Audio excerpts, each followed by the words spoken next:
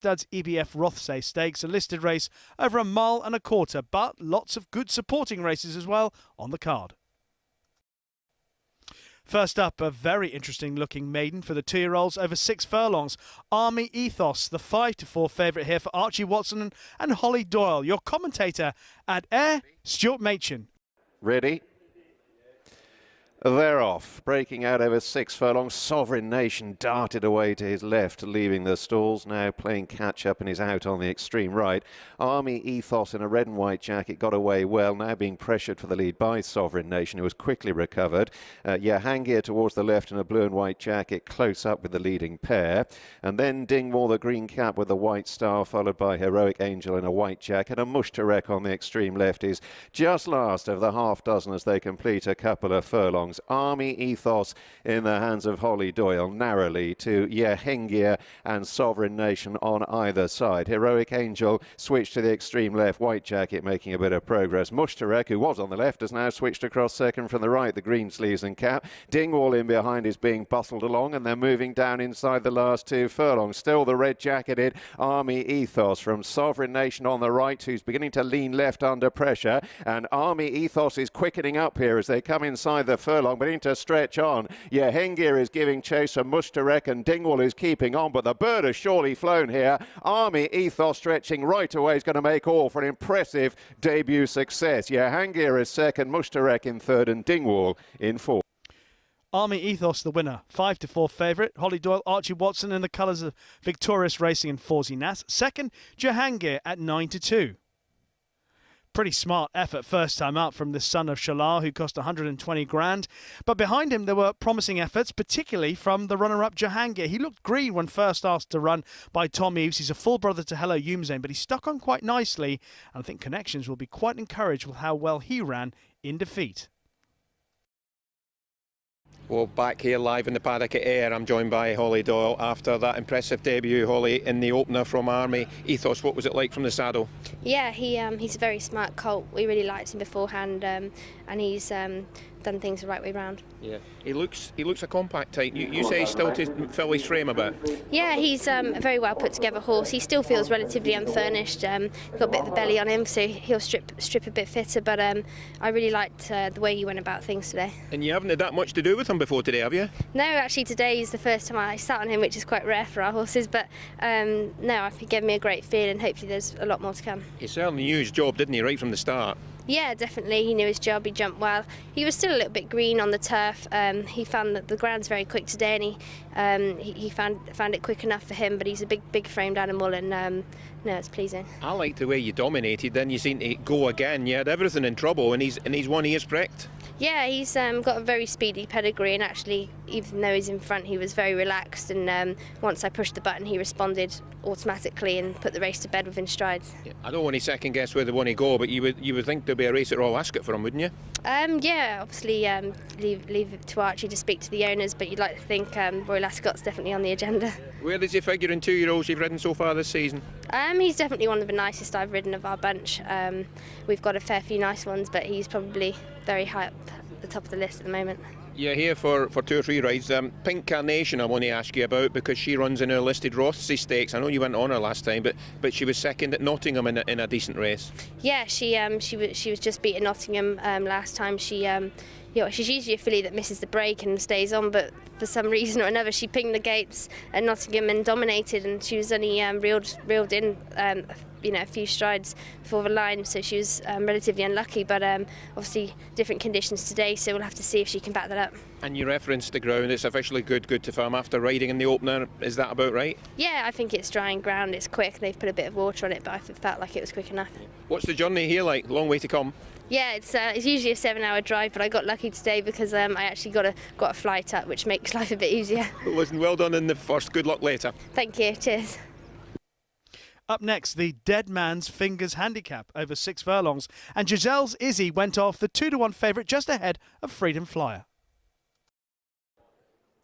They're off, breaking out over 6 furlongs. Now, Crack and Power from stall 1, jinked to the right, leaving the stalls, gave a nudge to both Giselle's Izzy and also Empress of Bow, and she's on the back foot, the blue and yellow striped cap being pushed along towards the rear of the field as Hard Solution in the noseband blazes away through the first furlong and a half, leading to Crack and Power, the striped cap, Burton Lodge Beauty, noseband and cheek pieces, then Giselle's Izzy in a red jacket, Freedom Flyer, red and white nosebanded towards the near side of Ella Taria. Global Humour in a red cap is last of the main group, and having been hampered at the start, Empress of Bow is well detached and being ridden along. They've gone through halfway, heading for the last 2.5 furlongs. Hard Solution, white cap in front, away to the right, Crack and Power, and further right, Ella Taria. On the extreme left, Freedom Fly making an effort from Burton Lodge Beauty, and then Giselle's Izzy, who's making some progress to come and challenge in the red silks. They head on down towards the last furlong, 4 in a line here. Giselle's Izzy on the far side, down the near side, Global Humour beginning to pick up quite strongly.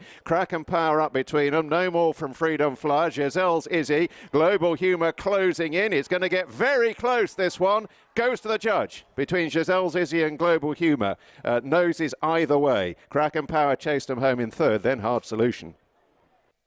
Well, the verdict went the way of Global Humour by a nose at 11-2 for Paul Mulrennan and Jim Goldie. Second, Giselle's Izzy, 2-1 favourite. Crack and Power back in third at 5-1. That's how close it was. Paul Mulrennan in the red cap just getting it done. But he had to wait for room and he had to switch out to the outside, at which point it looked as if Giselle's Izzy under Andrew Mullen had got first run.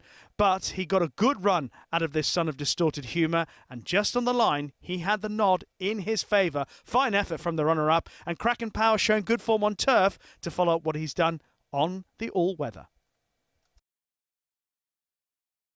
Global Humour then has just won here at AYR in our second race of the day, and live here in the winner's enclosure I'm joined by the man who had a double last night and he's already got one on the scoreboard today, winning trainer Jim Goldie. I'm just saying, Jim, there wasn't much margin for error there.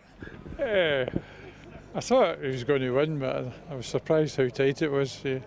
Scobie's horse obviously hung on well, and he came through well, and the race set up nicely, but glad we won.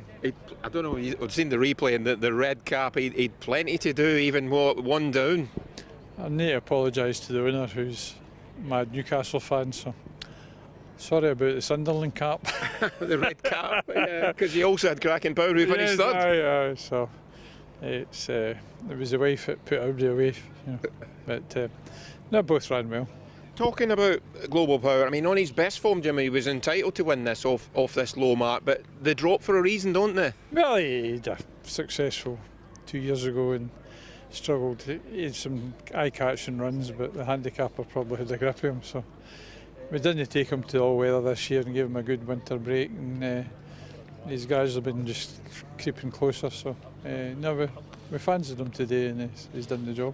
We were talking about you last night, about the horses you've got in training, and I was just reminding everyone that, I mean, you did start as a permit holder and then jumps trainer and then dual purpose and flat. Well, now you're kind of migrating back towards flat, aren't you? Mainly flat, but I started as a jump jockey of some sorts. Rode a hurdle winner beating Ridley Lamb of all people. Rode against Michael Dickinson, you told me. Yes, he won unfortunately, but that's just another story. and as I say, now mainly flat horsey. Just looking later on, Yasser is a horse who had a great season last season. They tell me he's been quite well back today, Jim. I think he'll run well. He's been slow to come to hand. Possibly ground, you know, but he likes fast ground, so he should get his ground today. If he gets a good pace to run it, he should run well. And I also wanted to ask you about another one that Paul rides, and what a combination you're turning out to be, you and Paul Moran. Be Proud in our fifth race. Similar, he's a good hold-up horse at 5 if he's got a pace to run it, but you usually do get a pace to run at 5, so I would say he's not far away for his winning turn. You know, he's well handicapped. And one of the owners here at AYR Racecourse, William Johnson, Sophisticat. Later on, you've got Joe Mason on board. Yep, it looks quite a hot race. That at entries, I thought it was very hot, and so Paul couldn't do the weight in that. But she ran a good race in the Sunday series, finished 4th, but that was quite a hot race, and the extra furlong will probably help. You know, I think if it was mile 3, mile 4, she would have a huge chance. But she stays well, and they got a good gallop. She just lacks that finishing kick. So it'll be interesting, but I think she'll be thereabouts anyway. And in the final race, you're even having a go at the apprentice handicap with Shine on Brendan, who had such a good year last year. He seems in great nick. He was bucking and kicking when I was loading him up, so he must be knowing he's going to air. So, but it's an apprentice race, so we'll just see. We've made the run a couple of times this year, which he's ran well, but if we can get a hold-up ride, he'll probably run well. So the Goldie life started off as a jump jockey, training jumpers, then flat horses and jumpers, and now you got a breeding empire, haven't you? Well, you're rivaling Coolmore. Started before Coolmore. In 1967, we owned a half-brother to the best horse in the world at the time. It was Vaguely Noble, which way back when Vaguely Noble won the Art of Triumph, Mum and Dad were at Longsham to watch it because we had an entire half-brother to it, so it's been going a long while. Yeah. But still enjoying the game. You've two sons that help out in the business? Yes, and daughter-in-laws and grandchildren that are all my kin, so it's been... we're still cracking on. It's looking forward to the future. We've got a nice bunch of horses. Jim, well done with Global Humour. Good luck for the rest of the day. Right, thank you. Cheers. Up next, the big one, a listed race for fillies over 1.25 miles, and Al Hussein second in a Group 2 at Newmarket last time out, went off the 5 to 6 favourite in the Shadwell colours. They're off, breaking out over 1.25 miles for this listed prize, the Tennant's Lager British Stallion Studs EBF Rothsay Stakes. Madam Ambassador, the white and green hoops, pushing the early pace along, but has company now from Pink Carnation, who was given a positive ride at Nottingham last time, and she drops in at the leaders' quarters. Crystal Caprice, dark blue with a yellow cap for Richard Kingscote, tracking the leading pair early on and shadowed by short price favourite Al Hoos and Jim Crowley in the Shadwell Silks of blue and white. Then the grey mare Jewel in My Crown to Angel's Wrath, the beige and dark blue, and Making Me Do It under Hayley Turner, looking on last of the 7 as they complete 3 furlongs. Madam Ambassador leading to Pink Carnation. Slipstream by Crystal Caprice, a half length to Al Husam. Length and a half further back to Angel's Wrath, racing wide of the grey mare Jewel in My Crown, and Making Me Do It is a further length back. They're entering the last 3/4 of a mile now and preparing to freewheel out of the back straight. And it's Madam Ambassador and Joe Fanning dictating here to Pink Carnation sitting in second. Crystal Caprice is close up in third as they move through halfway. Al Hussein 3 parts of a length down in 4th place, poised at this stage. Crowley sitting quietly, and then Angel's Wrath to Jewel in My Crown and Making Me Do It continues at the tail of the field, and they're swinging back towards home, entering the last half mile of the Rothsay. Pink Carnation grey jacket draws alongside Madam Ambassador, tracked through by Crystal Caprice, the yellow cap, and Al Hussein, the blue and white. Then Angel's Wrath away to the left, the dark blue sleeves working across to Jewel in My Crown, Making Me Do It with the red cap is now being shaken up by Turner at the back of the field. Asked for her effort. Moving on down towards the last 1/4 mile. Crystal Caprice on the right has moved through to take over here. Al Hussein second from the left, delivering her challenge. Then Pink Carnation. Al Hussein now coming through to take over from Crystal Caprice as they come inside the furlong. Angel's Wrath in the dark blue sleeves running on quite strongly. Al Hussein, Angel's Wrath continues to finish off powerfully. Al Hussein merely has to be nudged out. Lands the Rothsay from Angel's Wrath. Jewel in My Crown up for third. Crystal Caprice in 4th. First, number 1, Al Hussein, the 5 to 6 favourite for Jim Crowley and Roger Varian. Second, Angel's Wrath at 12 to 1. Well, Al Hussein had run really well when stepped into Pattern Company for the first time at Newmarket in the Dahlia Stakes. And Jim Crowley was always in a good position here. The horse in the yellow cap, Crystal Caprice, was probably a little bit too keen. She could do with either settling better over this distance or dropping down to a mile. But in the end, Al Hussein was just too professional and saw off the Irish challenger Angel's Wrath under Ben Cohen, who ran on well to finish second. Jim, she's progressing. She's going the right way, isn't she? Yeah, look, obviously she was second in a Group 2 last time at Newmarket, so she probably didn't have to do too much to run to that form, but it was a bit quicker ground today. She's coped with that fine. Most of her form has been on sort of good to soft.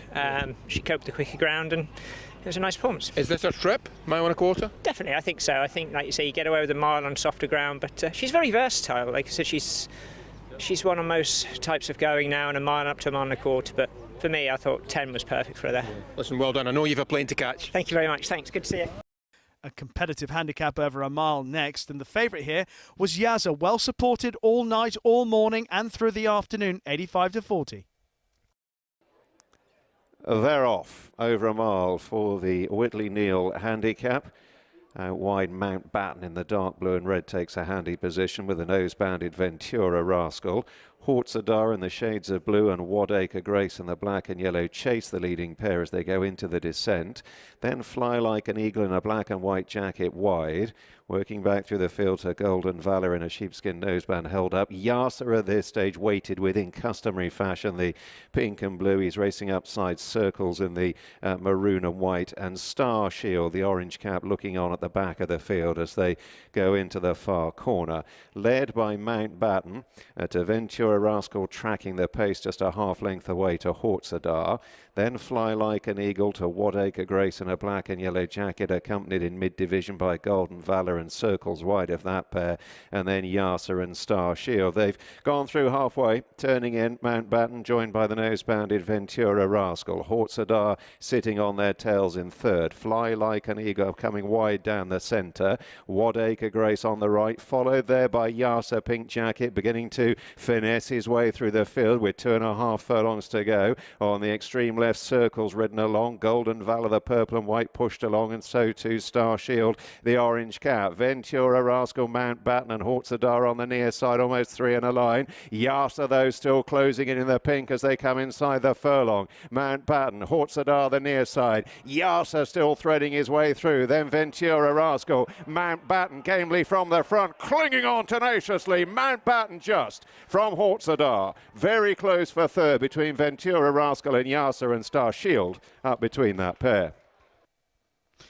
First, number 2, Mountbatten at 9 to 2 for Holly Doyle and Archie Watson. Second, Hortzadar at 6 to 1. Yazza back in third, the 85 to 40 favourite. The gamble foiled in the pink colours, and it was down to the fact that really the horse out in front, Mountbatten, produced a sterling, courageous effort, answering all the calls of Holly Doyle and just seeing off Hortzadar, who tried really hard to reel him in. This was better from Hortzadar, who'd run well first time up this season, then disappointed last time out. But Mountbatten actually officially winning for the 4th time on his 7th career starts.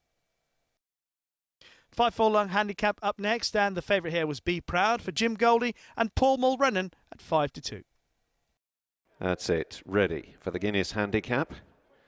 They're off, 5 furlongs, 1,000 metres ahead of them. Jojo Rabbit in the beige and brown got away well, so too Mr. Beaufort in the light blue, chased by Lockdown in a spotted jacket and 6 core in the cheap pieces towards the far side. Modular Magic in the black and yellow down the near side. Then a break of a couple of lengths to Be Proud in the purple and yellow. Upsize Muka in the raw blue, and Shababi, red cap, is having to be chased along at the tail of the field. Moving through halfway, led by Jojo Rabbit to the strong travelling Mr. Beaufort in a light blue jacket. 6 core on the extreme right. Be Proud, yellow sleeves, beginning to make progress now. Upsize Lockdown, who's ridden along. Then Modular Magic to Muka in the raw blue, and further back Shababi. Moving down towards the last furlong, Mr. Beaufort still trading punches with Jojo Rabbit. Here's Muka down the near side, and Be Proud on the far side joining in. Lockdown chasing him down in behind Mr. Beaufort. Muka with a thrust coming over the top and getting up. Muka inching out Mr. Beaufort, chased home by Be Proud, Lockdown, and the pace-setting Jojo Rabbit. First, number 6, Muka at 4 to 1 for Alex Jerry and Nigel Tinkler. Second, Mr. Beaufort at 11 to 1. Be Proud back in third, the 5 to 2 favourite. Muka was a pretty good two-year-old back in the day. He's had 1 or 2 different trainers, but now with Nigel Tinkler, he looked a little bit back to form last time at Pontefract. He didn't have the cleanest runs there, and once he got clear sailing today, he picked up in really good style, and he might be at the right end of the handicap to run up a sequence of successes. An 8th career win for young Alex Jury on this son of Maymas. Alex, well done. Muka, nice ride. Your first winner at the track. Yeah, first winner at the track and first winner for about 8 months now, so no, it's good to get off the mark. And no, it's great for the horse. He's not won for a while, so it's good to get his head back in front. Yeah, I bet you halfway you weren't thinking you'd be winning, were you? No, we went plenty quick enough, but I was just squeezing him into the bridle, and he came good for me. Didn't want to hit the front too soon, but because he's quite a smart horse. But no, I'm happy for the team at home and happy the horse got his head in front. Once you pulled him wide, he really took off. Yeah, like I wanted to try and get him in between horses. When I give him a squeeze, he took off and kind of brought back memories of himself, I guess. Yeah. Well done, you. Nice ride. Appreciate it. Thank you very much.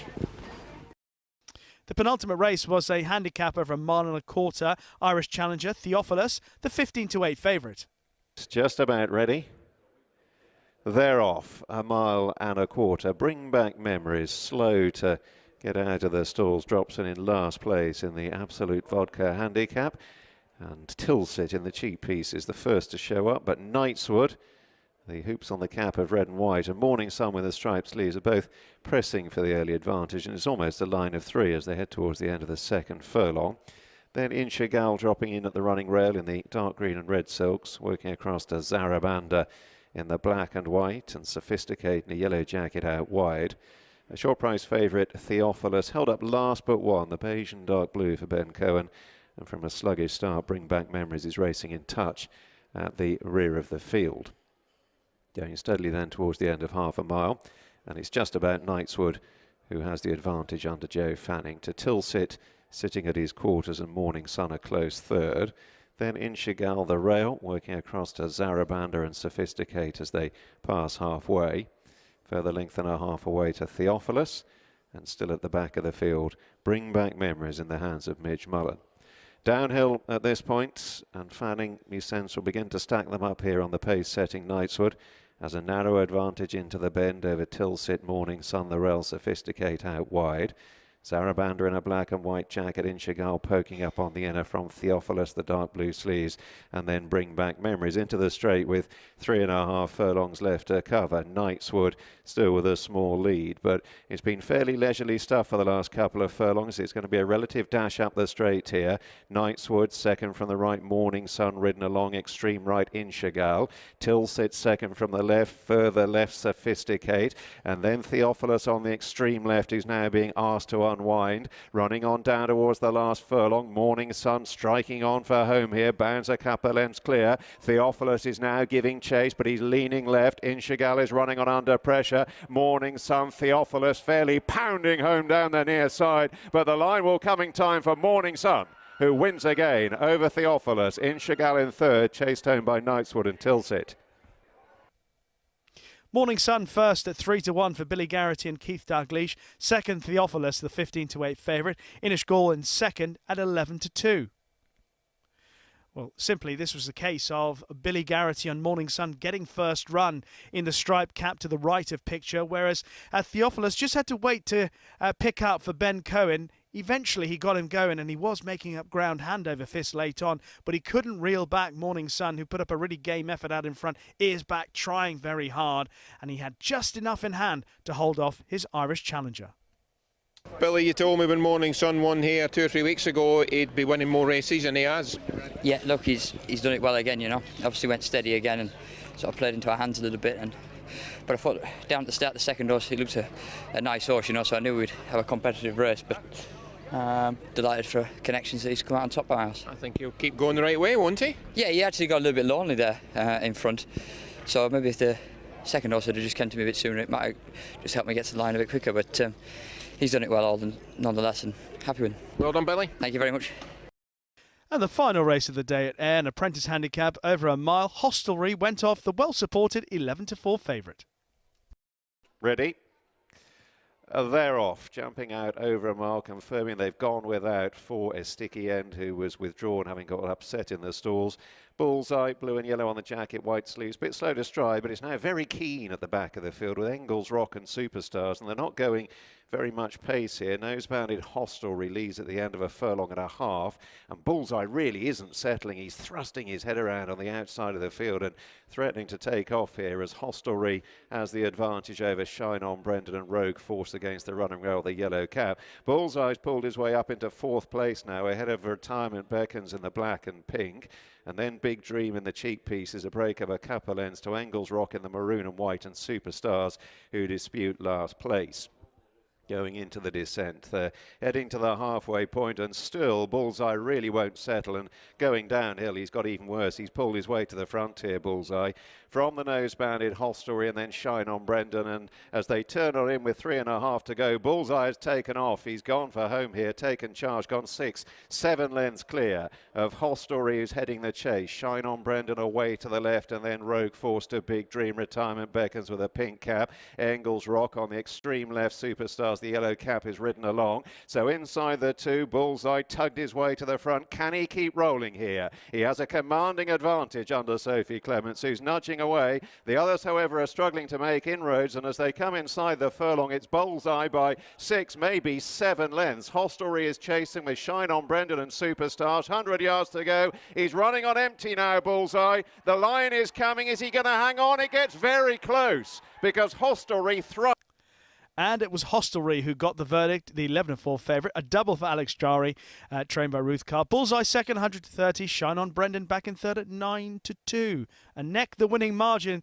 Bullseye had run 24 hours earlier at AYR and was very keen in the early part of the race. Eventually, Sophie Clements let this son of Intello roll, and he had a clear lead, and it looked as if he had his rivals in trouble, but Hostelry has really picked up well in the closing stages as Bullseye has weakened and paid for that keenness, and off a good mark, the daughter of Coach House gets it on the line.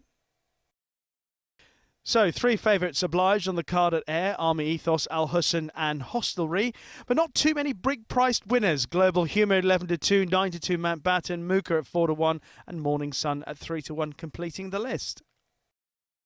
And there's a look at the times for the day. It was good firm ground. It got a bit quicker throughout the afternoon.